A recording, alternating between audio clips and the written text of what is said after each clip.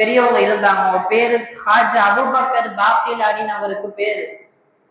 அரசு முறை பயணமா ஒரு வேற நாட்டினுடைய அரசரை பார்க்க போறாரு.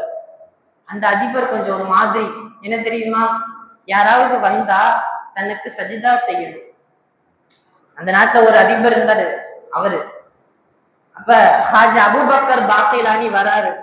ஒரு சிப்பாய் ஓடி வந்து சொல்றாரு, ஹாஜா அபூபக்கர் பாக்கிலானி உங்களை பாக்குறதுக்காக வேண்டி வர்றாரு. அந்த அதிபர் சொன்னாரு, என்ன தெரியுமா சொன்னாரு, அப்படியா, வரட்டும் வரட்டும், சஜிதா தான் கரெக்டா செஞ்சிருவாருல்ல. இல்ல அதெல்லாம் அவர் செய்ய மாட்டாரு, அவரே முஸ்லீம்கள். என்னப்பா, சரி ஒன்னும் பிரச்சனை இல்ல, ருக்குவாது செய்ய சொல்லு. அப்படியா, சொல்லி பாக்குறேன். ஹாஜா அபூபக்கர் பாக்கிலானி அதெல்லாம் செய்யற மாதிரி தெரியல, நான் வேணா சொல்லி பாக்குறேன்ட்டு அவர் போய் கேட்டாங்களாம்.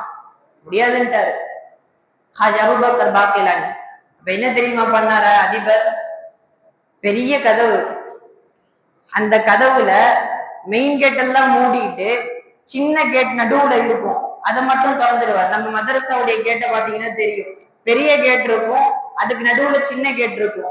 அந்த கேட்டை மட்டும் திறந்து வச்சாரு. ஏன் தெரியுமா, அதுக்குள்ள ஒரு மனுஷன் வரணும்னா குனிஞ்சுதான் வரணும்.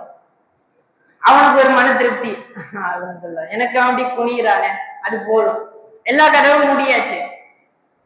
இமாம் அபூபக்கர் பாக்கிலானி வெளியே நிக்கிறார், பாக்குறாரு பெரிய கதவு இருக்கு, என்னத்துக்கு இவன் சின்ன கதவை திறந்து வச்சிருக்கிறான்ட்டு புரிஞ்சிருச்சு, நம்மள குனிய வைக்க போறான்ட்டு.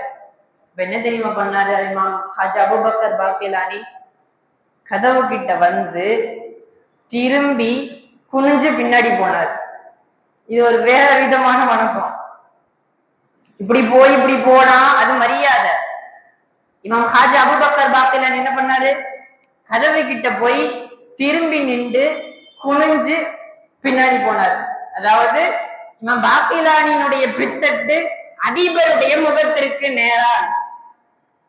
அப்போது அந்த சிப்பாய் என்ன தெரியுமா சொன்னாரு, நான் தான் சொன்னேன் அதிபர், அவர்கள் எல்லாம் நிமிர்ந்த நன்னடை, நேர்கொண்ட பார்வை, யாருக்கும் அஞ்சாதிரறி கொண்ட முஸ்லிம்கள், அவர்கள் யாருக்கும் அஞ்ச மாட்டார்கள், யாருக்கும் குனிந்து போக மாட்டார்கள் என்று சொல்லி இமாம் அபூபக்கர் பாக்கிலானி அவர்களை வைத்து முழு முஸ்லிம்களையும் எடை போட்டு சொன்னார்.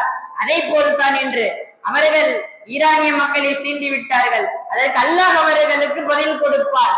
நாம் நம்மிடத்திலிருந்து என்ன செய்ய வேண்டும் தெரியுமா, நம்மிடத்திலிருந்து நாம் செய்ய வேண்டியது ஒரே ஒரு விஷயம்தான், அவர்களுக்காக வேண்டி துவா செய்ய வேண்டும்.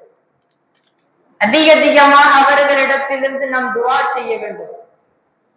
2 விஷயங்களை கொண்டு துவா செய்ய வேண்டும். ஒன்று,